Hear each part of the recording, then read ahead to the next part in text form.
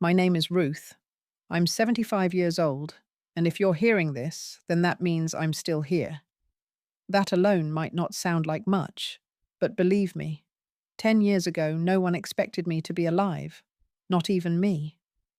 10 years ago, my daughter tried to erase me from existence, not by forgetting me or cutting ties. No, she did it by drugging me, dragging me into the basement of my own house and sealing me behind a wall like I was some broken piece of furniture she didn't want to deal with anymore.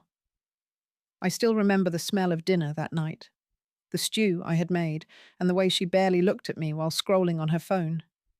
I thought maybe she was just tired. Maybe she was stressed. Maybe I was in the way. I never thought she'd kill me. That thought didn't even live in my world. Even when her husband handed me a little white pill and told me it would help me sleep, I took it without question. I trusted them. I loved them. I had raised my daughter alone, given her everything I had, and believed that no matter how hard life got, family would always hold each other up. But as my body grew heavy as the room started to tilt and the voices around me grew thin and distant, I realized something was wrong. There was no warmth in their voices, no kindness in their touch. Just this cold precision, like they were carrying out a chore. The next thing I remember clearly is the scrape of my heels against concrete, the smell of damp stone, and the sound of a lamp swinging above my head. My eyes opened, but it was like trying to look through fog. I wasn't in my bed. I wasn't in any room I recognized. I asked where we were, but my daughter only smiled. Not kindly, not sadly. Just a smile that didn't reach her eyes. She said it would be okay that I'd be able to rest now. Then she handed me over to her husband, who laid me on an old mattress in the corner of the basement. I tried to lift my hand, but it fell like a sandbag. I tried to speak, but my tongue felt thick and useless. And as they turned away, I heard him begin to lay bricks, one by one. The scrape, the thud, the wet smear of cement between each stone. I realized what was happening, not in one moment, but slowly, like a nightmare taking shape. I tried to scream. I couldn't. I tried to move. I couldn't. All I could do was listen as the wall closed in, as the light disappeared, as my own breath echoed in the tiny space they had left me to die in. They said I had lived enough, that I was a burden, that they needed space and I was standing in the way. I don't know what's worse, the act itself, or the fact that they truly believed it was justified. But here I am, still breathing, still alive. And if you're wondering how I got out of that basement, how I survived, how I reclaimed everything they tried to bury, I'll tell you. But first, you need to understand one thing. This isn't just a story about betrayal.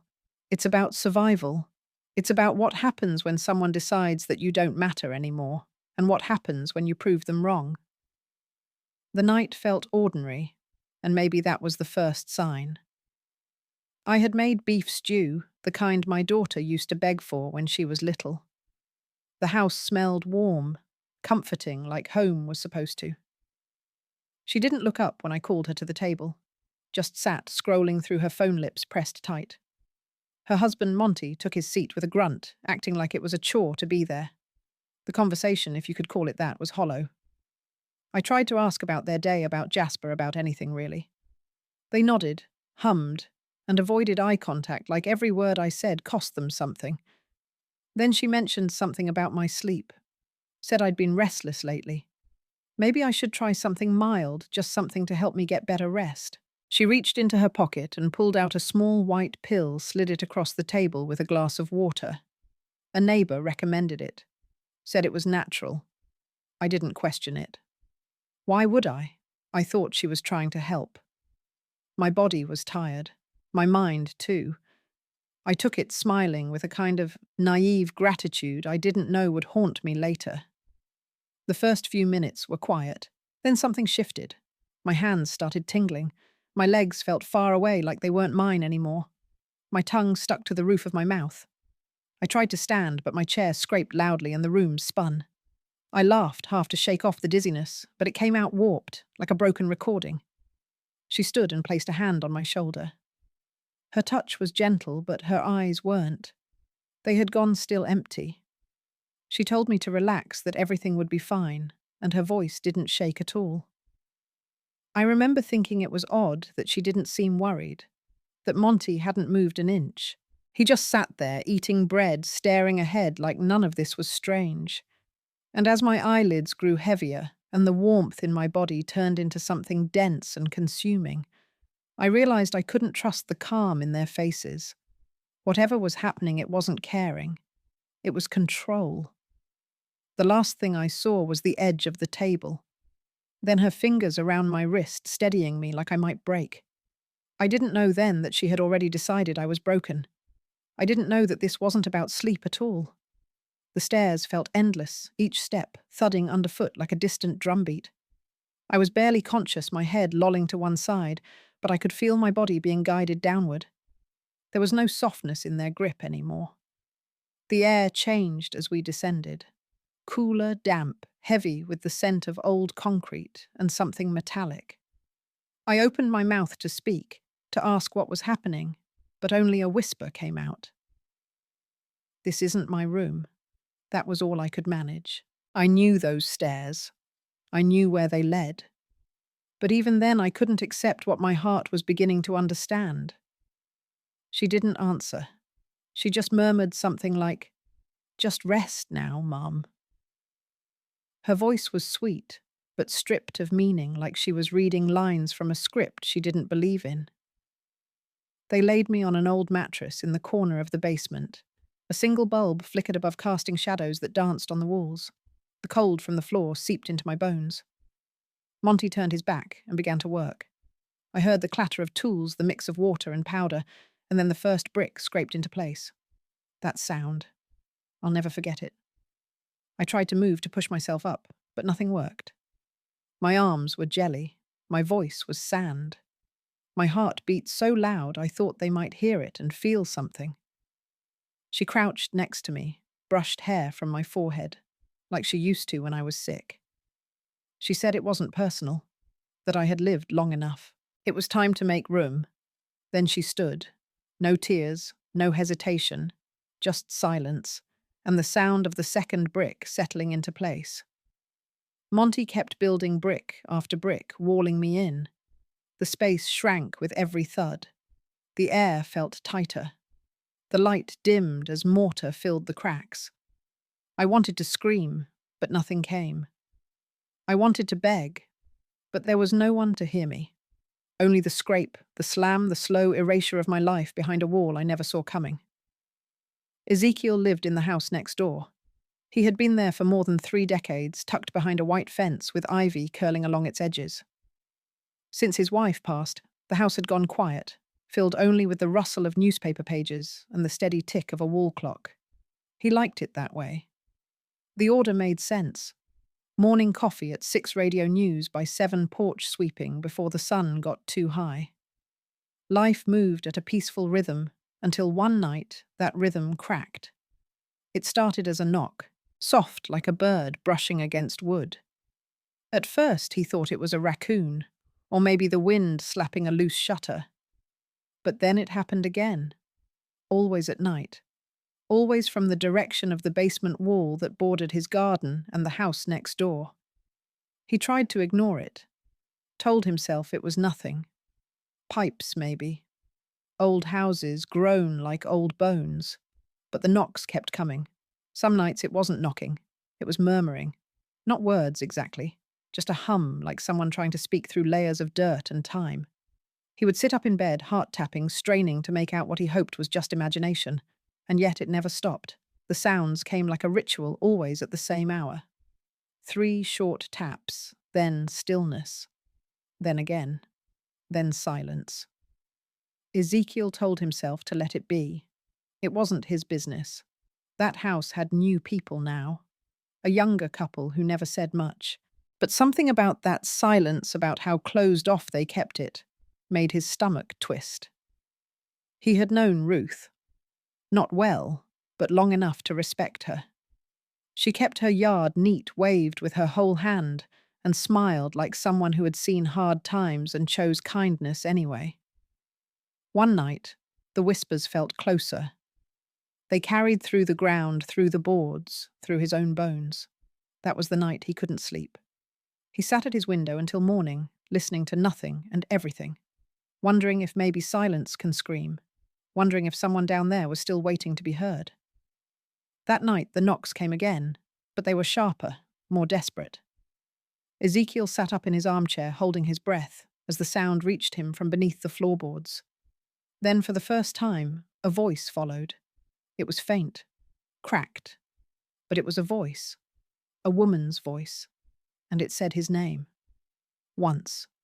Then again, with more urgency. Ezekiel, help me. His body froze. Every hair stood on end. It wasn't just a sound. It was a plea, a cry, carved into the dark. He knew that voice. He hadn't heard it in years, but he knew it. Ruth. He stumbled outside without thinking, barefoot, flashlight in hand. The cold grass stung his feet, but he didn't care. He dropped to the ground near the edge of the garden and pressed his ear against the soil. There it was again. A sob, then a whisper, then his name. No mistaking it now. Ruth was alive. She was down there, buried, breathing. His heart raced as he stood and ran to the shed, grabbed the old shovel he hadn't touched since his wife died. The handle was cracked, the blade rusted, but it would have to do. He didn't stop to call anyone. He didn't waste a second thinking through what made sense. Sense didn't matter. What mattered was that someone needed him. He started digging with shaky hands, tearing through wet dirt as fast as he could. The shovel hit rocks, roots, and clay, but he didn't slow down. Each scoop felt like a heartbeat. The night swallowed him. His muscles burned. Sweat poured down his back. But he kept digging, because somewhere under his feet, Ruth was waiting. And if he stopped, if he hesitated, she might not make it to another sunrise. That thought gripped him harder than fear ever could. So he dug deeper, until he hit something solid. Then he listened. 3 knocks came from the other side, and in that moment, he knew. She was still fighting. So would he. Ezekiel's hands were raw by the time he broke through. The last swing of the pickaxe sent a chunk of crumbling concrete to the ground, revealing a crack, wide enough for light to slip through. On the other side, something moved. He dropped the tool and pressed his face close. A pair of eyes stared back. Wide, sunken, blinking slowly, as if unsure they were seeing real light. She didn't speak at first. She just reached out one trembling hand. He crawled forward and wrapped his fingers around hers. Her skin was cold dry but alive. Her grip was weak but certain. Ezekiel whispered her name. She mouthed his back, barely a breath. The hole wasn't big enough yet, so he worked fast, clearing debris with his hands. Dust filled the air. Every breath felt thick. But when he finally cleared enough space, he crawled inside. She lay curled against the far wall, blanket twisted around her legs, hair-matted face streaked with grime, but her eyes followed him wide and searching, as if afraid he'd vanish like a dream. He knelt beside her and placed a hand on her shoulder, told her she was safe, told her he was real. Her lips moved, but no sound came, only the crack of dry air leaving her lungs. He held her gently like she might break. She clung to his arm and closed her eyes for a moment. Then a single tear fell down her cheek. He wiped it away with a dirt-streaked thumb. They sat there in silence, wrapped in the stillness that follows shock. The world outside hadn't noticed, but down here something had shifted. She wasn't alone anymore. With care, he lifted her into his arms. She didn't resist, just rested her head against his chest. Each step back through the tunnel was slow, each movement deliberate, as if carrying something sacred. When they reached the garden, morning light was just beginning to stretch across the grass. The sky glowed soft pink like it was holding its breath. Ruth blinked and turned her face toward the sun. Her lips parted. No words, just a quiet gasp. Then in the smallest voice, she said, "Thank you." He nodded, unable to speak, afraid his own voice would break. He laid her on the old porch swing, wrapped her in a blanket, and brought her water. She drank in small sips, hands shaking, but her eyes stayed on him, watching, believing. The rescue wasn't loud. There were no sirens, no applause. Just two old souls in a backyard, one carrying the other from darkness to daylight. And in that moment, nothing else mattered. She was alive. That was everything. After Ezekiel carried me out of that basement, the world felt too big. The sky stretched farther than I remembered, and every sound felt sharper, louder, like I had been gone for centuries. People asked what happened, but I couldn't speak the words. Not then. They wanted names, details, justice. But I wasn't ready to relive the horror in full sentences. I wasn't interested in trials or headlines. I was interested in breathing without fear. For a while, I stayed with Ezekiel. He never pushed, just made tea, played soft jazz, and let me exist quietly. That silence was medicine. I learned to sleep again, to eat, to walk downstairs without flinching. One morning, I looked at myself in the mirror and didn't recognize the woman staring back. That's when I decided to let Ruth go. Not because she was weak, because she had carried enough pain. I chose a new name, Iris. It sounded like something blooming, something soft but strong, something that bends with the wind but never breaks. Iris wasn't a victim. She was a woman who had been hurt, yes, but she wasn't going to live her life chasing those who had hurt her. She would build something new brick by brick on her own terms. Some people might say I let them win. By not turning them in, I allowed them to escape justice. But justice wasn't my goal. Peace was. And peace doesn't come from watching someone else fall. It comes from standing back up, from walking away when your legs still shake, from reclaiming your breath, your name, your voice, and choosing what to do with it. I didn't want revenge. I wanted to live, fully, quietly, and in a way that belonged only to me. That was the power they never expected me to keep. And that's exactly why I did. The day I returned, the sky was overcast, the air just damp enough to remind me of that basement. But I walked up the front steps with steady heels and a spine held straight. The house hadn't changed much, though the shutters needed paint, and the garden was a ghost of what it used to be. In my hand, I carried the paperwork. Not a threat, not a lawsuit, just a clean legal offer to buy the house outright. I had spent years preparing for that moment, not with anger, but with intention. She opened the door before I knocked, her face drained of color. Her eyes darted to my hands, to the signature line with her name on it. I saw the recognition flicker and then vanish, like she wished I were a mirage. She didn't speak. Not at first. I watched her chest rise and fall, like she'd forgotten how to breathe properly. I let the silence sit between us, thick with everything that had never been said. Then I told her I wasn't here to settle a score. I wasn't here for justice or apologies. I came because this house held pieces of me I wanted back. She nodded once, almost too fast, as if afraid a no might shatter something. Monty stepped into the hallway behind her, but didn't speak. He looked older, smaller. I handed her the envelope, said everything was in order. Cash. No negotiations. She didn't argue, just took it like it burned in her hands and stepped aside to let me in. I walked through each room like visiting an old dream. My fingers grazed the banister, the chipped paint on the kitchen cabinets. The air was different, but the bones were the same. I didn't ask for explanations. I didn't want them. Whatever stories she had told herself to sleep at night weren't mine to collect. I had come to reclaim something much quieter. Before I left that day, I turned to her one last time. I told her she didn't owe me anything, but I wanted her to know that the woman standing in front of her wasn't Ruth. Ruth was buried in the basement. Iris came back to buy the house, and this time she would be the one choosing what stayed and what got left behind. The basement was quiet the day I returned to it. Dust hung in the air like memories, soft and heavy. I stood in the doorway staring at the wall that once held me in. I had thought about tearing it down, letting sunlight touch every inch. But something stopped me. That wall wasn't just a wound. It was a monument. So I opened just a small section wide enough to see the old bricks inside.